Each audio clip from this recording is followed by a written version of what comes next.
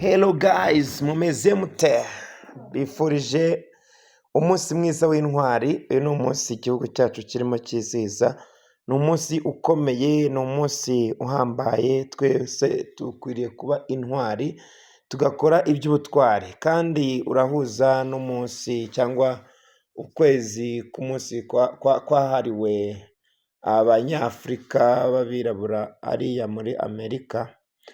Batangiye ukwezi bizihiza ubuzima bw'abirabura. Abirabura bakoze ibintu bikomeye cyane, na Obama yabifurije ukwezi kwiza. Navuga ko abirabura bakoze ibintu byinshi, ko bagize uruhare rukomeye mu iterambere rya Amerika.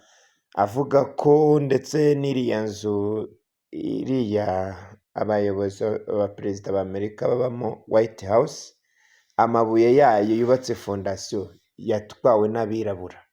By'ukuri rero abirabura bakoze ibintu bikomeye. Hari umugabo nawe witwa Dr. Ray Hagens, mu by'ukuri yavuze ko umwirabura ari indwanyi ikomeye cyane. Abirabura rero twubahwe, tugaruke rero ku muco wacu, twubaha intwari zacu zitangiye igihugu, kandi dukomeze kugira ubutwari. Rero uyu munsi utuzaniye iki? Utuzaniye aya makuru. Amakuru mbazaniye rero ni amakuru kuba timu yaduhaye munsi wo kuwa kane. Yabahaye ntinze, ariko burya igihe cyose umuntu iyo akoze akora neza, nta gihe kiruta gukora neza. Iyo ukoze neza uba ukoze neza, ntago bijya bikererwa. Mu by'ukuri rero kuwa kane baduhaye amakuru, kandi nababwiye ko buri wa kane bagenda baduha amakuru mashyashya. Buriya kuwa kane utaha naho twiteguye andi makuru meza. Rero hari amakuru baduhaye avuga ku bijyanye na Grace Period Update. Ni amakuru atubwira ko igihe cy'imbabazi cyongerewe. Ni imbabazi bahaye abantu batarakora KYC cyangwa batarazuza mainnet checklist, kugira ngo nabo bashyirwe ku murongo cyangwa isibo yo kwimurirwa payi zikajya ku makofi yabo cyangwa migration. Rero aya makuru niyo tugiye kuganiraho. Reka rero turebe mu by'ukuri uko ino nkuru ivuga. KYC and mainnet migration deadline is now February 28. Bivuga ngo igihe cyo gukora KYC no gukora ziriya mainnet checklist kugira ngo bakwimurire, igihe ntarengwa ni kuri 28 z'ukwa kabiri. Iyi tariki muyandika ahantu, kuko umuntu noneho izarenga. Umuntu afite ibibazo, umuntu ntabwo ari uwanjye kuko kazaba kamuyenganye. Rero reka dusome. The KYC and mainnet migration deadlines for the grace period have been extended to February 28, 2025, ensuring pioneers have additional time and opportunity to secure their pie. Vango ni ibyo tumaze kuvuga nyine, igihe ntarengwa cyo gukora KYC no kuzuza mainnet checklist cyongerewe, cyashyizwe kuri 28 Gashyantare 2025. Bizeza cyangwa bareba neza ko abapiyoniye bahawe igihe cy'inyongera ndetse n'amahirwe yo guhesha umutekano payi zabo.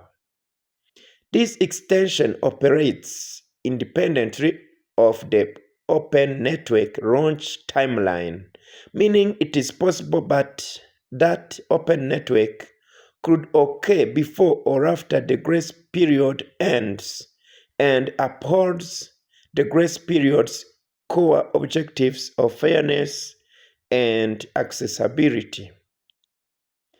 Bivuga ngo rero bari kutubwira ko nubwo iki gihe bacyongereye, bitavuze ko gufungura rino faranga nabyo byongerewe, ahubwo bavuze ko bishobora kuba no kuba mbere cyangwa bikaba nyuma. Nyine ubwo niyo tariki batubwiye, ndetse bikaba byerekana intego zo gukorera mu mucyo ndetse no guha abantu amafaranga cyangwa guha abantu payi zabo. uvuga ngo rero abantu benshi barababaye babonye no poste. Mu by'ukuri akenshi hari igihe nenda kuvuga ku makuru baduhaye nkareba icyo abantu bari kwivugaho. Abapiyoniye benshi bararakaye, bararira, batuka kowa timu, bagira bate, bavuga bati ibi ni ibiki mudukoreye, ubu ngubu ni bya bindi byanyu, mugiye kongera mutubwire ko open mainnet idahari. Abantu benshi baravuze cyane kuri Twitter, bavuze bati mureke rwose duhagarike ads, ziriya publicité nyine mureke dukuremo application muri telefone, bese bababaye cyane.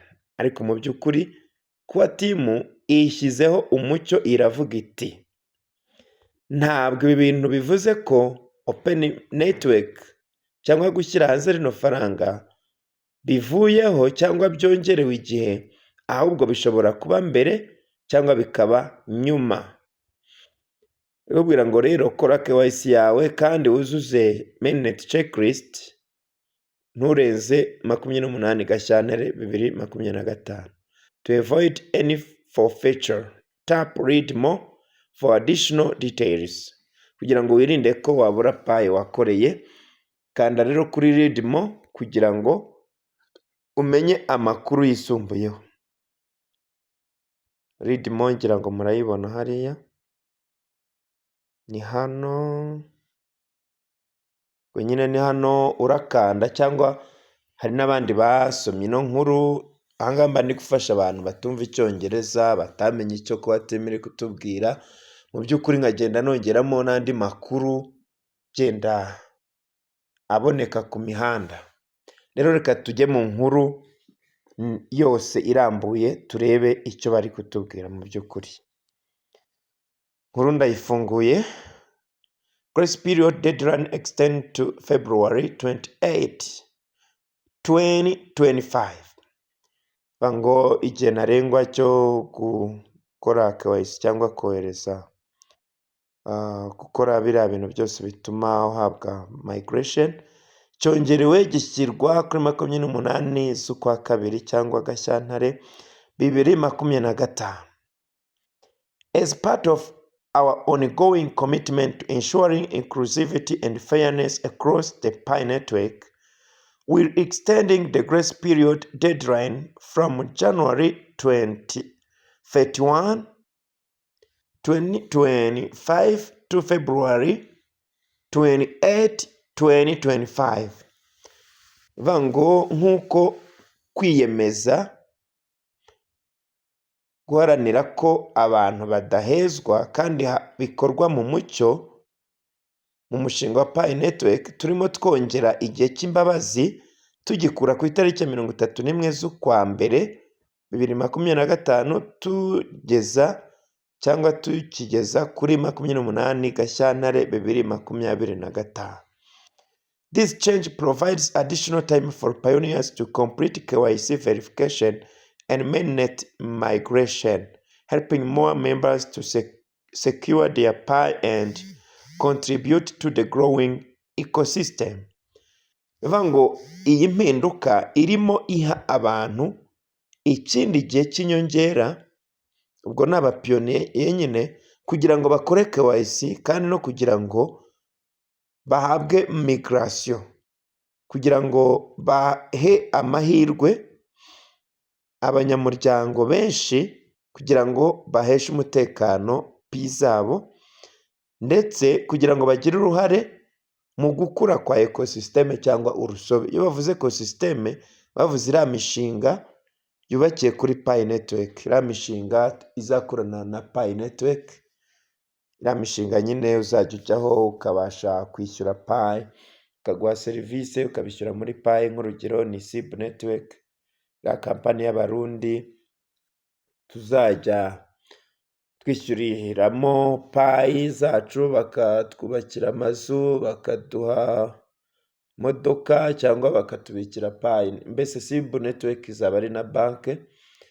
Nanone urundi rugero ni nk'umushinga witwa Pi Pilot, izajya ituzanira ibicuruzwa tukayishyura muri Pi. By'ukuri iyo bavuze ecosystem rero ni icyo ngicyo. Rero ibi ngibi babikoreye kugira ngo iyi ekosisiteme ikure, ekosisiteme igira imbaraga. Note that the grace period is independent of open network timing.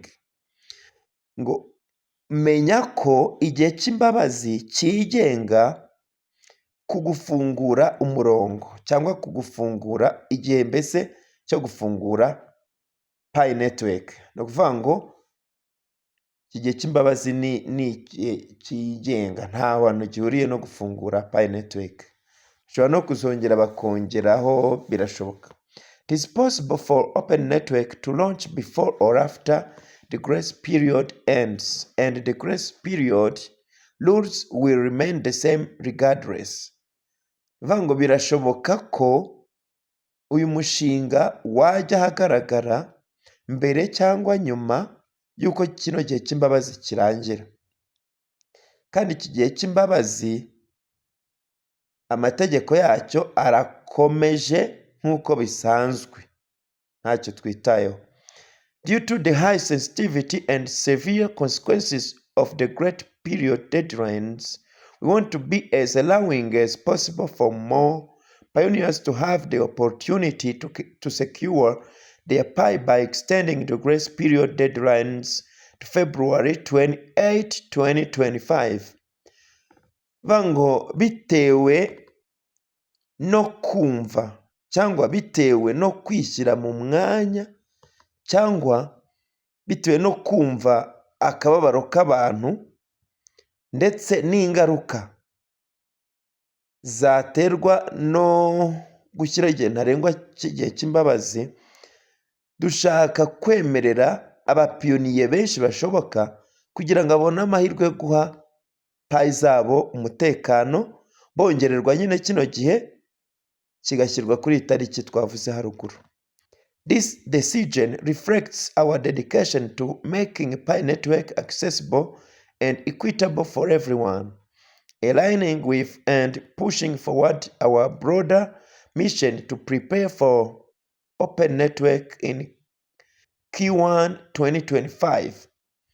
Vango iki cyemezo kiragaragaza kwiyemeza kwacu gutuma Pi network igera kuri benshi kandi igakorera mu mucyo kuri buri wese, ari nabyo bituma tugera kuri misiyo yacu yagutse yo kwitegura open network cyangwa gufungura rino faranga rikajya hanze mu gihembwe cya mbere cy'umwaka wa 2025. What does this extension mean? Ese iyi gahunda yo kongera igihe isobanuye iki? Rimwe, submit your KYC application and complete your mainnet checklist to migrate to mainnet by February 28, 2025. Nivuga ngo urasabwa gukora KYC yawe kandi ukuzuza zira mainnet checklist. Nivuga ngo zira step zose zitari zaba icyatsi ugomba kuzikora mbere y'ira tariki batubwiye 28 Gashyantare 2025. Kabiri, the grace period rules remain unchanged. Nivuga ngo amategeko y'igihe cy'imbabazi arakomeje, ntahinduka. If you fail to complete KYC or mainnet migration within the grace period, you risk forfeiting most of your mobile balance, except for Pi mined in the rolling 6 months before migration. Ni ukuvuga ngo rero igihe utazakora ibyo bintu, igihe utazubahiriza kino gihe cy'imbabazi bashyizeho, uzabura Pi wakoreye kuri telefone yawe keretse Pi wamayininze mu mezi 6 mbere y'uko bakwimurira. Ni ukuvuga ngo rero nubwo izi Pi abantu mbese batazubahiriza kino gihe bazazibura, ariko Pi bazaba barakoreye mu mezi 6 mbere y'uko babimurira bazazibona. Ni ukuvuga ngo rero izo bakoreye mbere bazazibura, zizagenda nka nyombere. Ni ukuvuga ngo rero turasabwa gukora ibyo bari kudusaba. Why extend the grace period? Kuki iki gihe cy'imbabazi turi kucyongera? This additional month is designed to support pioneers who may still need more time to complete their KYC or migration steps. Bivuga ngo uku kwezi kongeweho kugamije gufasha abapiyoniye bashobora kuba bakeneye ikindi gihe kugira ngo bakore KYC cyangwa kugira ngo bimurirwe. Ziriya ntambwe zose nyine kugira ngo bimurirwe. It also reflects our commitment to inclusivity and accessibility across the global PI community. Kandi ibi ngibi birerekana kwiyemeza kwacu kudaheza cyangwa no gutuma abapiyoniye PI bakoreye zibageraho. This extension, like with previous extensions, helps in the following ways. Bango iki gihe cyongerewe ndetse kimwe n'izindi bagiye baduha, iki gihe nyine bagiye baduha mu minsi yashize, bifasha mu buryo bukurikira. Icya mbere, inclusivity and fairness. Kudaheza ndetse no gukorera mu mucyo. Ensures that as many pioneers as possible can complete their KYC and mainnet migration, minimizing forfeiture of PI due to missed deadlines. Bivuga ngo ni ukumenya neza ko abapiyoniye bose bashoboka bakora KYC kandi bakanakorerwa migration cyangwa bakimurirwa PI zabo, kandi tugabanya P zabura cyangwa abantu bakwamburwa bitewe n'igihe ntarengwa batakurikije. Federal remedy for corner cases. Bivuga ngo ikindi kandi ibi bintu bizafasha ni ugutanga umuti ku bindi bintu bitandukanye aribyo. This extension serves as another overall remedy for those in specific cases by giving them more time overall to complete KYC and mainnet migration without expending too much additional resources and time on refining the timer to solve one case at a time. Bivuga ngo impamvu bongereye kino gihe n'ubundi hari abantu benshi bagiye bahura n'ibibazo bitandukanye, rero impamvu bayishyizeho ino grace period nanone no kugira ngo abo bantu bafite ibibazo babikemure hadakoreshejwe ubushobozi bwisumbuyeho, ikindi kandi bigatuma badafasha buri kibazo cyangwa buri muntu kuri buri kibazo afite icyarimwe. Bivuga ngo rero ibi ngibi byose babikemuriye icyarimwe kubera ko ni abantu benshi baba bafite ibibazo. Preparing for open network. Ikindi bizafasha ni ukwitegura open network. Allowing more pioneers to complete KYC and migration strengthens the overall network ahead of open network launch. Bivuga ngo kwemerera abapiyoniye benshi bakuzuza KYC cyangwa bagakora steps zituma bakorerwa migration bitanga imbaraga ku muyoboro wa P uri imbere mu gufungura PI network.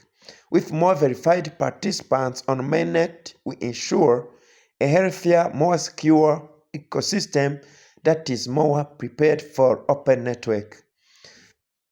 Kandi igihe abapiyoniye bagiye baba verifiye kuri mainnet, ibi bituma habaho ubuzima kandi ecosystem igira umutekano, kandi ibyo bigatuma twitegurira open network ku gihe. Addressing potential questions. Mu gihe turi kureba ku bibazo by'ingenzi bihari. We understand that some pioneers may have questions about what this extension means for PI network as a whole. Let's clarify. Twumva neza ko hari abapiyoniye bashobora kugira ibibazo bibaza impamvu iyi grace period isobanuye cyangwa impamvu yabyo, kandi kuri PI network muri rusange. Let's clarify. Reka dutange umucyo. Rimwe, does this extension affect the open network launch? ese iki gihe cy'imbabazi kizagira ingaruka ku ifungura ry'umurongo? Oya. This extension does not delay or affect Open Network launch plans. Ni ukuvuga ngo iki gihe bongeyeho ntabwo kizatuma gufungurira ifaranga bitinda cyangwa bigira ingaruka kuri gahunda ihari yateguwe. The Open Network is still on a track for Q1 2025. Ikindi ni uko gufungura rino faranga biracyari ku murongo, ni mu gihembwe cya mbere cy'umwaka wa 2025. Ibi ngibi mugomba kubishyira mu mitwe yanyu mukabimenya ko ariko bimeze. Iki gihe rwose turagitegereje kandi ntabwo kizahinduka. Ni muri ano mezi abiri asigaye, ni ukwa kabiri cyangwa ukwa gatatu. The grace period and Open Network timing are independent. Ni ukuvuga ngo igihe cy'imbabazi no gufungura umushinga birigenga, nta hantu bihuriye. Mu yandi magambo nta hantu bihuriye. Kabiri, what happens if I miss the new grace period deadline? Ikibazo cya kabiri, ese haba iki ntubahirije kiriya gihe bashyizeho? If you miss the February 28, 2025 deadline, you will only keep the Pi minute in the 6 months immediately before your migration. Bivuga ngo nutubahiriza kiriya gihe bashyizeho 28 z'ukwa kabiri 2025, uzagumana Pi wa mininze mu mezi 6 mbere y'uko bagukorera migration. Gusa izindi Pi zose uzazibura. Any order balance outside this rolling window will be forfeited.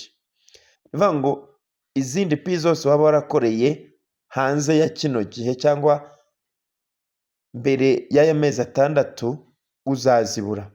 Given the multiple extensions provided, we strongly encourage you to act now to secure your full Pi balance. Bagendeye ku bihe by'imbabazi bagiye batanga, barashishikariza abantu byimazeyo kugira icyo bakora ubu ngubu aka kanya kugira ngo baheshe umutekano Pi zabo zose bafite. Gatatu, how much additional time has been added to the grace period? Ikibazo cya gatatu, ese hongeyeho igihe kingana iki kuri grace period cyangwa kuri kino gihe cy'imbabazi? A total of 2 additional months have been added to the grace period, which was initially scheduled to conclude on December 31, 2024. Ni ukuvuga ngo rero igihe cy'imbabazi cyongeweho ni igihe cy'amezi 2 kubera ko nk'uko byari bipanzwe, grace period yari ipanzwe ko igomba kugera kuri 31 z'ukwa 12 cyangwa Ukuboza 2024. According to the white paper, the grace period was meant to be a 6-month period in which pioneers could complete KYC and mainnet migration, but this has now been extended on additional 2 months. Bivuga ngo nk'uko byanditse muri white paper cyangwa inyandiko mbazirizamushinga ya Pi Network, igihe cy'imbabazi cyari amezi 6, ariko kubera ko atimu yifuje ko abantu batacikanwa bongeyeho amezi 2. Urumva rero ayo mezi 2 ni ukwezi kwa mbere no kwa kabiri gushyizweho. What should you do now? Ese ni iki wakora aka kanya? We strongly urge all pioneers to complete their KYC application and mainnet migration steps as soon as possible. Turashishikariza twihanukiriye abapiyoniye bose kuzuza cyangwa gukora KYC ndetse no kuzuza ziriya steps za mainnet checklist vuba byihuse.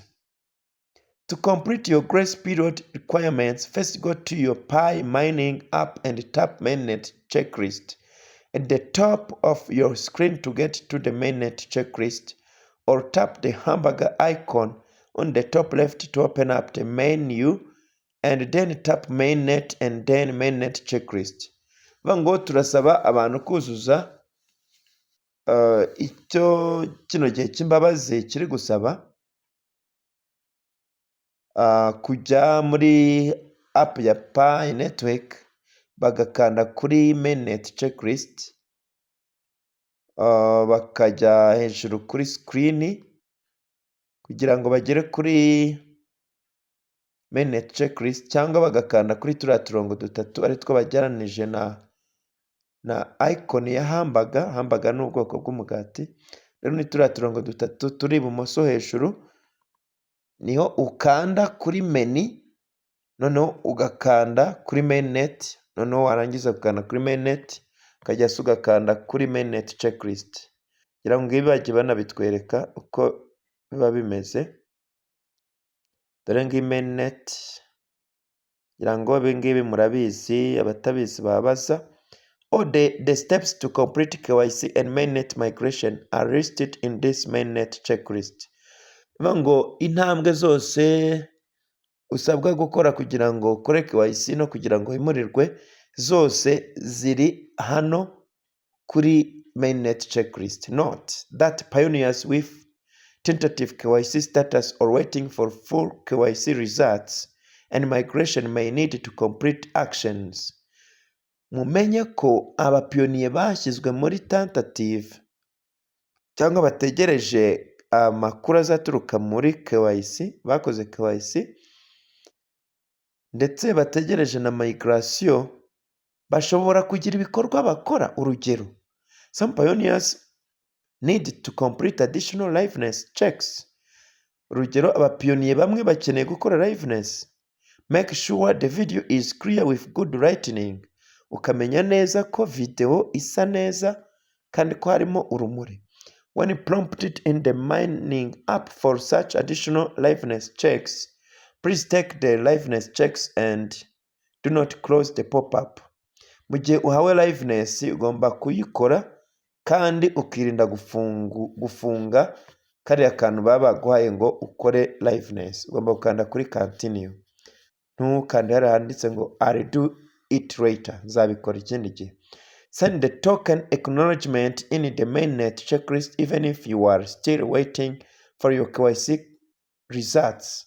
Kindi ukaba wanasinya kugira ngo nyine utegereze ko KYC yawe yemerwa, ukaba wanasinya nk'uko bisabwa, as it is required for anyone to migrate to mainnet anyway. Nk'uko bisabwa buri wese kugira ngo bakwimurire bigomba gusinya. Ibi ni ibintu musabwa kuba muri gukora mu gihe mugitegereje ko KYC bayemera. Others must secure the account as required in the mainnet checklist. Abandi nabo bagomba guhesha umutekano konte zabo nk'uko bisabwa muri mainnet checklist. Ni kuri step ya 5. Check your KYC app and mainnet checklist today and take actions when prompted in order to receive your final KYC results and get ready for migration as soon as possible. Kindi kandi ugomba kujya kuri KYC, kuri app ya KYC ndetse ukajya no kuri mainnet checklist uyu munsi, ukagira ibikorwa ukora. Niba bagusaba ibyo bagusaba kugira ngo KYC yawe yemerwe, kandi ukanitegura migration bigishoboka vuba cyane. Also remind your referral team and your security circle members to meet their respective deadlines. Kandi ugomba kwibutsa ikipe yawe cyangwa itsinda ryawe ndetse n'abantu bashyize muri security circle kugira ngo bakore ibyo basabwa mbere y'uko kiragiye cy'imbabazi kirangira. Why is the grace period important? Kuki igihe cy'imbabazi ari ingenzi? The grace period is essential for maintaining a real human and decentralized ecosystem while ensuring the integrity and scalability of Pi network as it transitions to open network. Ni ukuvuga ngo iki gihe cy'imbabazi ni ingenzi kubera ko gituma bamenya ko abantu ari ab'ukuri, bakamenya ko ari abantu atari robo, kandi kugira ngo habeho urusobe rudaheza cyangwa urusobe rwegereye rubanda, urusobe rwegereye abaturage, ni urusobe nyine rw'iriya mishinga ya Pi Network. Mu kumenya neza ko harimo ubunyangamugayo kandi ko umuyoboro wa Pi ufite imbaraga, mu gihe turimo twerekeza kuri Open Network. Here is why the grace period is important. Hano hari impamvu igihe cy'imbabazi ari ingenzi.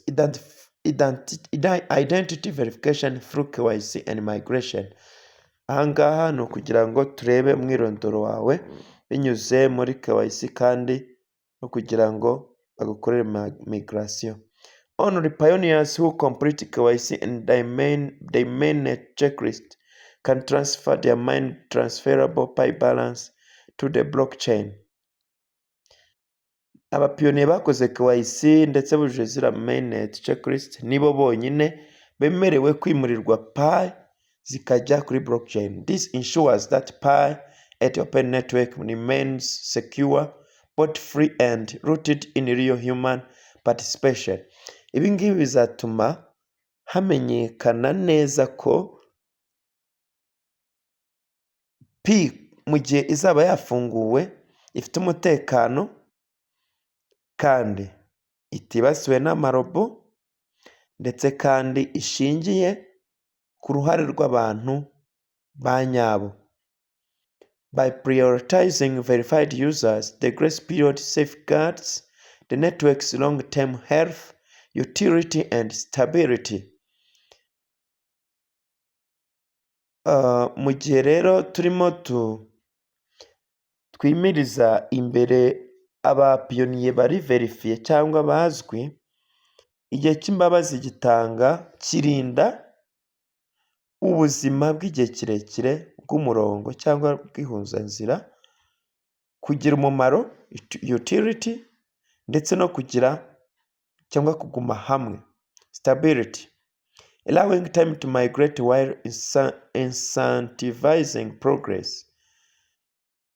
Ibi ngibi kandi bigatuma twemerera igihe abantu bimurirwa mu gihe tugenda dutera agatege urugendo cyangwa dutera abapiyoniye gukomeza urugendo batangiye rwo kumayininga.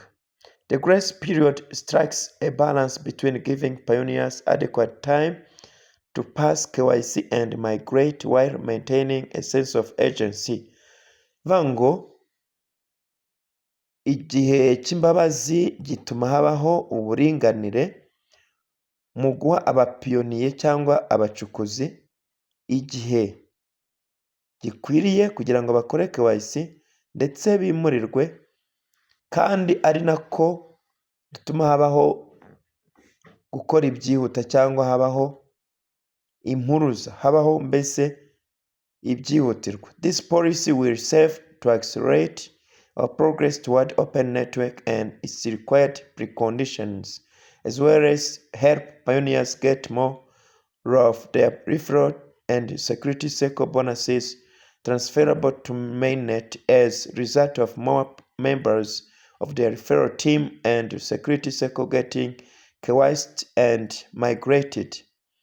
Ni ukuvuga ngo ibi bintu nyine baba bakoze bituma habaho gutera imbere berekeza muri Open Network cyangwa gushyira hanze rino faranga, ndetse na kondisiyo cyangwa ibisabwa bya mbere bikubahirizwa, ariko kandi tunafasha abapiyoniye cyangwa abacukuzi kugira ngo babone ububona amaso cyangwa ibihembo bakuye ku matsinda yabo, ngo ni referral team ndetse na security circle. Bari abantu 5 washyize kuri seko yawe cyangwa ku ruziga rw'umutekano rwawe, izo pi zose wagiye ubona kugira ngo nazo zijye ku ikofi yawe. Hari abantu benshi njya numva baba bari kurira ngo Pi babimuriye ngo ni nkeya, cyangwa ngo iziri kuri transferable ngo ni duke.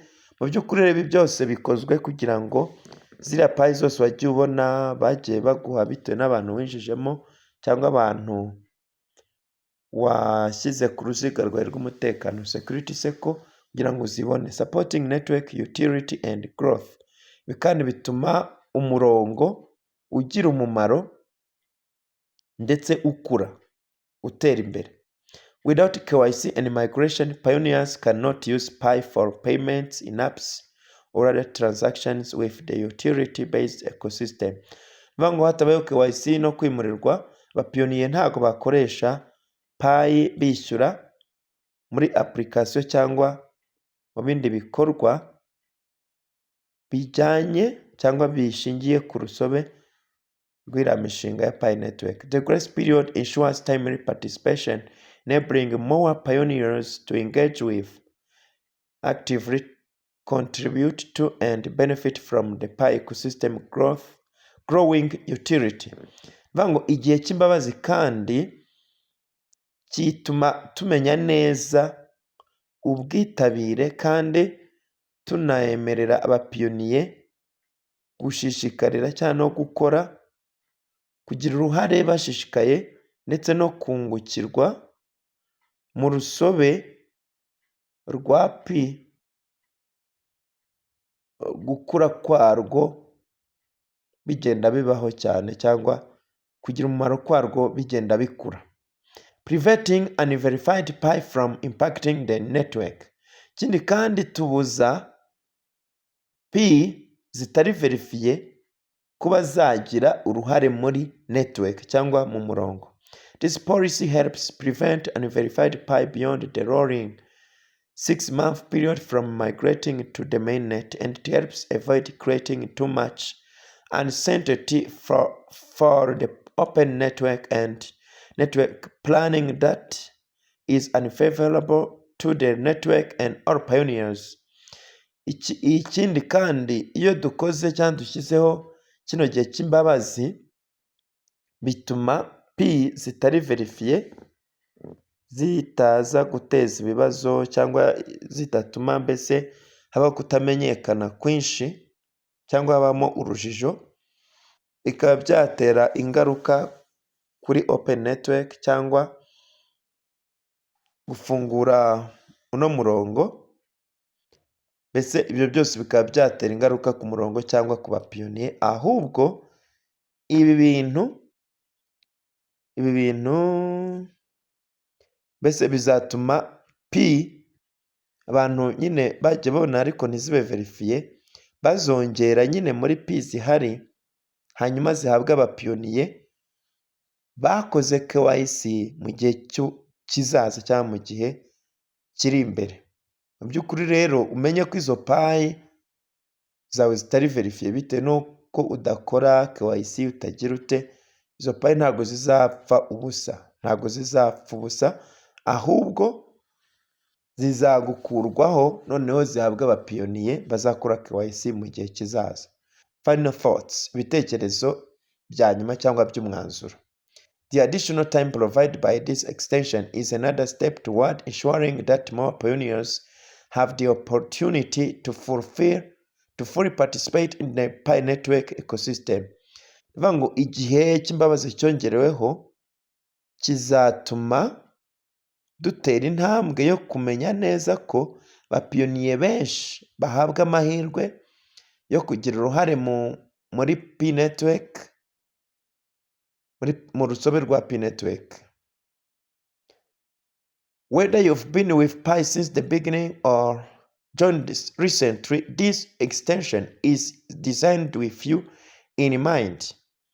Bivuga ngo ibi bintu bibayeho nubwo waba waratangiranye na Pi cyangwa waraje nyuma, umenye ko iki gihe nyine bongeyeho bacyongereho umuntu wese. Mbese babyongeyeho kugira ngo nyine ni uko bibuka abantu, nyine abantu barabazirikana cyane. But don't wait, ariko witegereze. Act now to secure your Pi and be part of the growing mainnet community. Kora aka kanya, gira icyo ukora aka kanya kugira ngo uheshe umutekano Pi zawe kandi ube umwe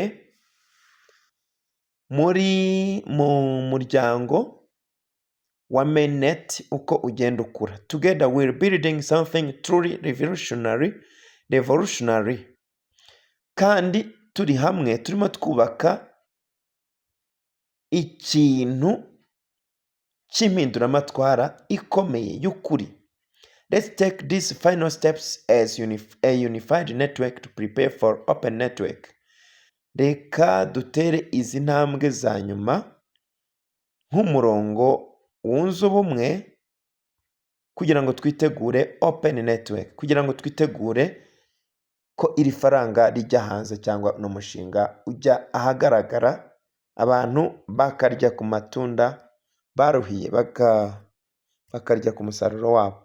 Rero iri ni ryo tangazo cyangwa niyo makuru Pi Network yaduhaye mu minsi ishize. Mu by'ukuri rero tugomba gukora ibisabwa. Niba uzi ko wari waracikanywe n'iriya tariki ya 31 z'ukwa mbere, munsi w'ejo, umenye ko ugifite amahirwe yo kuba wakora ibyo usabwa. Niba utabizi kandi wareba umuntu wizeye, nta nkubwiye ngo umuntu wese uzumva ko ari muri Pi Network umubwire ngo agufashe, kuko ashobora kukwiba payi zawe kandi ukazaririmba urwo ubonye. Mu by'ukuri rero ntago ukwiriye gufata umuntu wese ubonye, ahubwo ni ukureba umuntu wizeye hanyuma akagukorera ibyo wowe udashoboye. Muri Pi Network turafashanya kuko turi umwe, turi umuryango.